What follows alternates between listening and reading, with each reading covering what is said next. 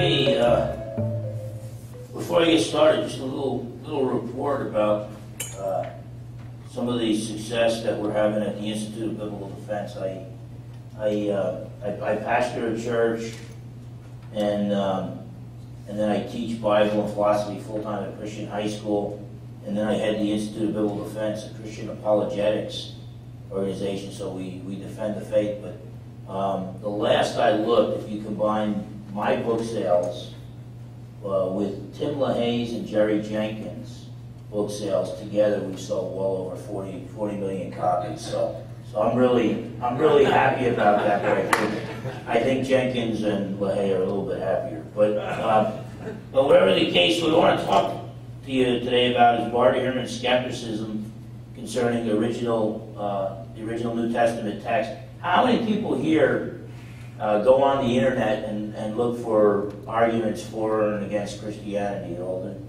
The internet is really weird because it's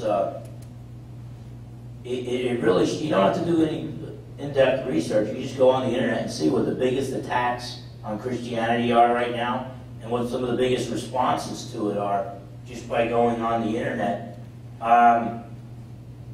It also shows us how the next generation is thinking, because people on the internet tend to be primarily younger people, and so we can see the direction that it's taken. The unfortunate thing is a lot of arguments against Christianity that were dismissed sometimes over 100 years ago because they lack any real scholarly evidence for those arguments are now being resurrected.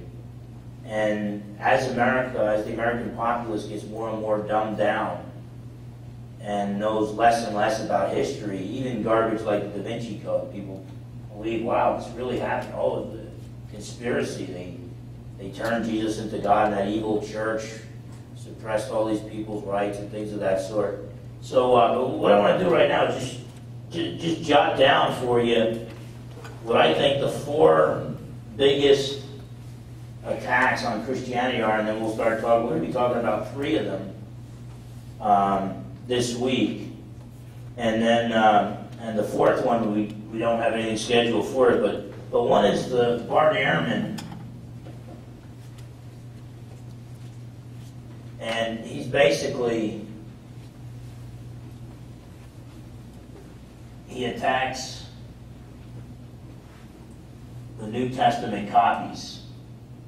And so he's saying, based on all the differences in the New Testament copies, we shouldn't really have any faith that when we pick up our Bibles today, that the New Testament as we read it is as it really was originally written. He's acting like we should be so skeptical we really don't even know what it says. Okay? And so we want to address that.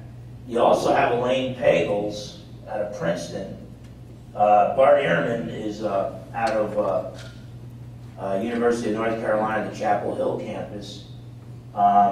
He is a leading New Testament scholar and critic. But Elaine Pagels, another scholar from Princeton, she attacks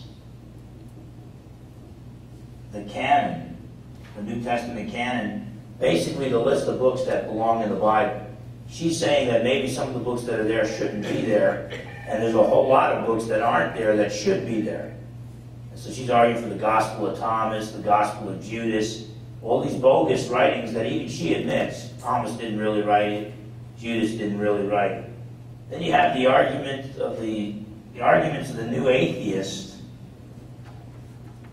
which if I had to sum it up, I would say they're more kind of emotional attacks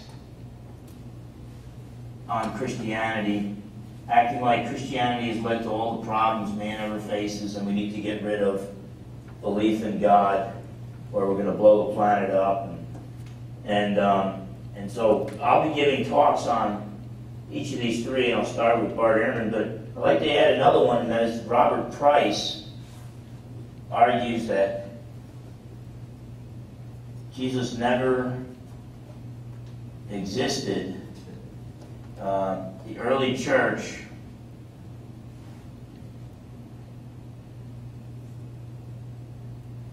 created him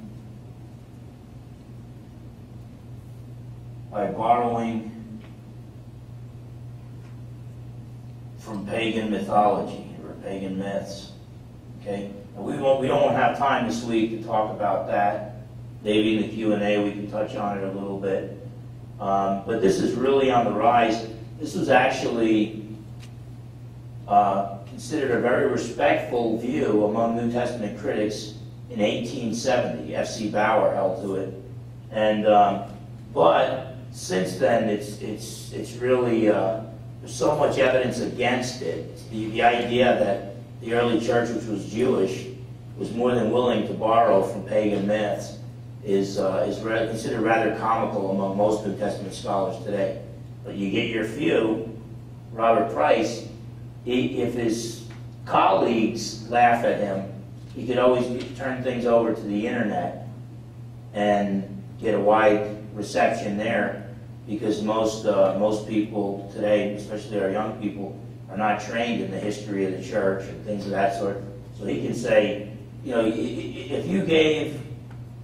if you brought up the 42, I believe it's 42 different mentions of Jesus of Nazareth within 150 years of his death, and that's more than 4 times as many as mentioned of any of the ancient Caesars from the 1st century A.D., he just dismisses all of those as just either starting the Jesus myth or fooled by the Jesus myth.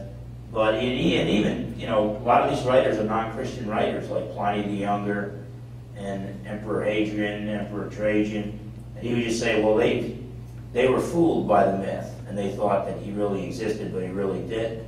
And so it's just like you fill mounds and mounds of evidence for Jesus, and these guys just dismiss it in a way that no good historian should. So those are the 4. So we want to deal right now with Bart Ehrman and his attack on the New Testament copies. Bart Ehrman professed to be a born-again evangelical Christian. He went to, I believe, Moody Bible College, Wheaton College, and then when he went on to do graduate work at Princeton, he lost his faith. And he acts like he lost his faith because he was confronted with the evidence that the Christian New Testament scholars are preventing us from looking at, he claims, or at least implies. And once he saw that evidence, he realized he could no longer be an intelligent man and a Christian at the same time, so he left the Christian faith. And I agree with Mike Licona that Bart Ehrman needs to think about the fact that once he left evangelical schools, maybe he's not as brilliant of a thinker as he is. Maybe he's just a follower of the crowd. Because once you go to Princeton, most of your professors don't really believe, and most of your fellow students don't really believe. So I think Bart Ehrman is not as bold and courageous as he thinks. And I actually, as brilliant as he is, I don't think he does his own thinking. And I think instead of being intimidated by these guys, he should have been able to see the light there. One of his teachers, his mentor, was Bruce Metzger. And the standard, pretty universally accepted New Testament Greek text, where they compare the copies and they try to come up with what they think is as close to the original as possible. He's the leading editor for that now. He died recently, but a few years ago. He was in his 90s. But everything that Bart Ehrman, all the data that he brings forth, Bruce Metzger would agree with that data. Yet Bruce Metzger, who was a greater scholar than Ehrman will ever be, and Ehrman would be the first to admit it, Bruce Metzger draws the exact opposite conclusion. He believes the Bible is the inerrant Word of God, that Jesus is God become a man, died on the cross for our sins, rose from the dead to conquer death. So he basically believes in the reliability of the New Testament and the inspiration of the New Testament, that God guided human authors